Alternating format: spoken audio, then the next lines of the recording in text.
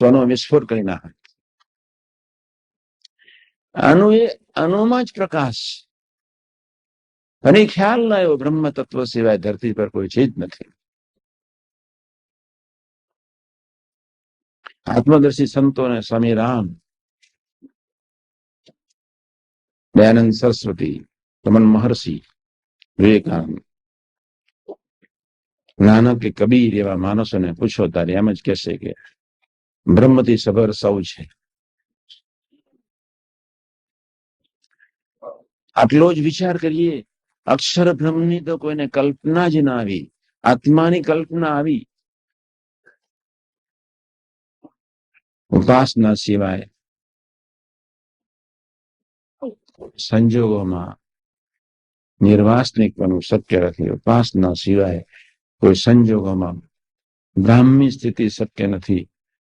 તમે જ વિચાર કરો આપણા માટે કેટલું સુગમ છે.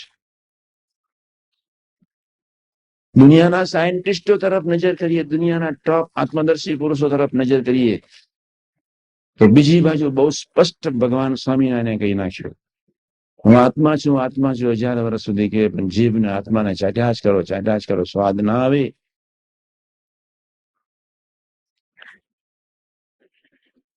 ત્યાં મસ્ત ઉપાસના. હું અક્ષર તો પુરુષોત્તમ, હું સ્વામી તો નારાયણ. 4 પ્રકારનું ભજન મસ્ત.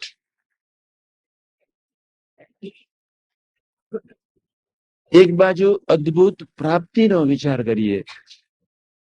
ભગવાન સ્વામિનારાયણ પાગલ નહોતા.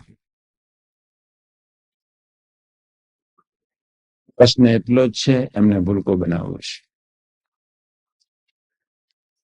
કોઈ બીજું હેતુ નથી. આ વાતને આજે સમજીએ, પછી ગમે ત્યારે સમજીએ. સમજવાનું આટલું જ. કોક મુંજ રણજીતસિંહની આગળ પાક્યો, કોક માં શારદા રામકૃષ્ણ પરમહંસની આગળ, પરોક્ષમાં ઇબ્રાહિમ અનલહક. આ ત્રણની તો એના ગુરુએ જે કરુણ હાલત કરી છે, અને થ્રુ આઉટ લાઈફ યોગી મહારાજ જીવી ગયા. બધી જ રીતે ભેજો બંધ થઈ જાય એવા સંજોગોમાં બધી જ રીતે અપમાનો સહન કર્યા. ત્યારે સ્વામી બોલી શક્યા, હું સુખ્યો થઈ ગયો. બસ આપણે વિસ્ફોટ કરવાનો છે સ્વનો. તમે છો જ નહીં, અસ્તિત્વમાંથી બહાર નીકળવાનો છે. આજે કે કાલે ગમે ત્યારે પાપમાંથી બહાર નીકળવાનું છે ને પુણ્યમાંથી બહાર નીકળવાનું છે. રજોગુણમાંથી બહાર નીકળવાનું છે, તમોગુણમાંથી, સત્વગુણમાંથી બહાર નીકળવાનું છે, અને સામ્ય અવસ્થારૂપ જાનપણામાંથી બહાર નીકળવાનું છે. ત્યાં વતનાથ મસ્ત, બહુ સહેલામાં સહેલું વતનાથ. એક સામાન્ય ખપનો વિચાર કરીએ તો એક લૌકિક સિદ્ધિઓ માટે માણસ ગમે તેટલો ભીડો વીટી શકતો હોય, અંતરાત્માને સમૃદ્ધ બનાવવા માટે આ વતનાથ તો આપણા માટે બહુ સુગમ છે, સરળ છે.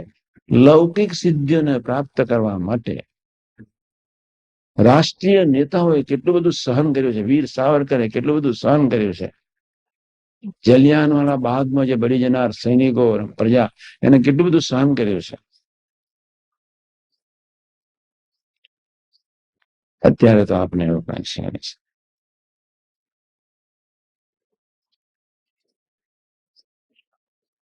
સાનુકૂળતામાં રાજ્ય નહીં એટલા માટે મધ્ય 37 મસ્ટ.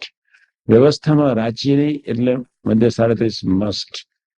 શિષ્યોમાં રાજ્ય નહીં એટલે મધ્ય 37 મસ્ટ. ક્રિયારૂપ ન થઈ જઈએ, મધ્ય 37 મસ્ટ. આજે વાતને સમજો, ગમે ત્યારે સમજો.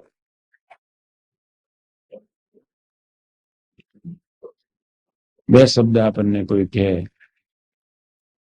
અથવા તમારી વાત કોઈ ત્રીજો કરતો તમારી પાસે વાત આવી, તો બી આપણે વિચારમાં પડી જઈએ છીએ. કેટલું સાત્વિક અહમ હશે, રાશિ અહમ હશે, તામસી અહમ હશે. વાતમાં આપણે વિચારમાં, સુવિચારમાં જવાનું. ડુ એન્ડ ડાય.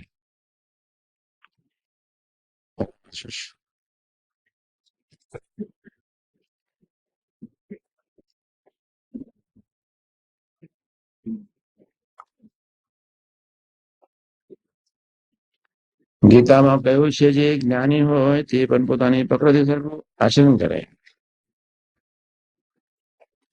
અને શાસ્ત્રે કહ્યું એવો જે નિગ્રહ તેનો જોર ચાલે નહીં. શાસ્ત્રમાં કયું એવું જે બંધારણ, શાસ્ત્રમાં કઈ એવી મર્યાદા, શાસ્ત્રમાં કયો એવો વિવેક, એ બધું તૂટી જાય. આપણે વિચાર કરીએ ત્યારે ખ્યાલ આવે.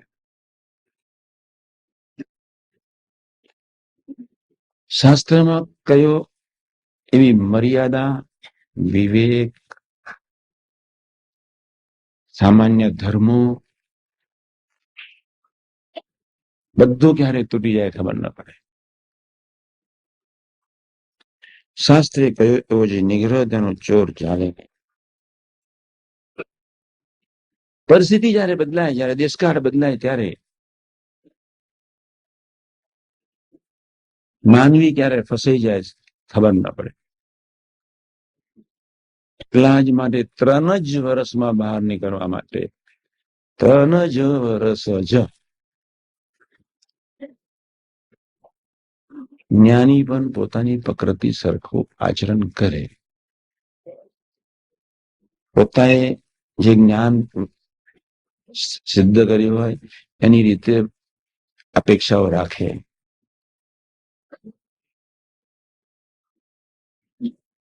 અને એ અપેક્ષાઓ જીવતો રહે, સાત્વિકતાનું પોષણ થાય, અને ક્યારે સંબંધ તોડી નાખે ખબર ન પડે.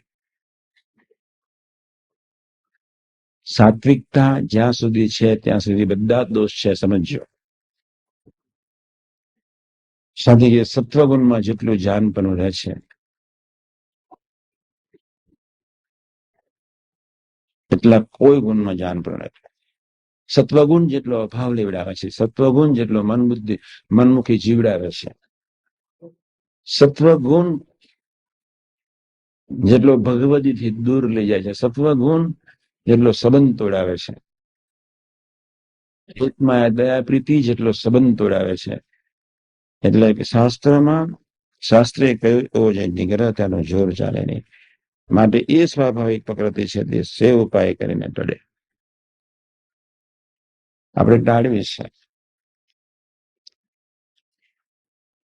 રામકૃષ્ણ પરમહંસ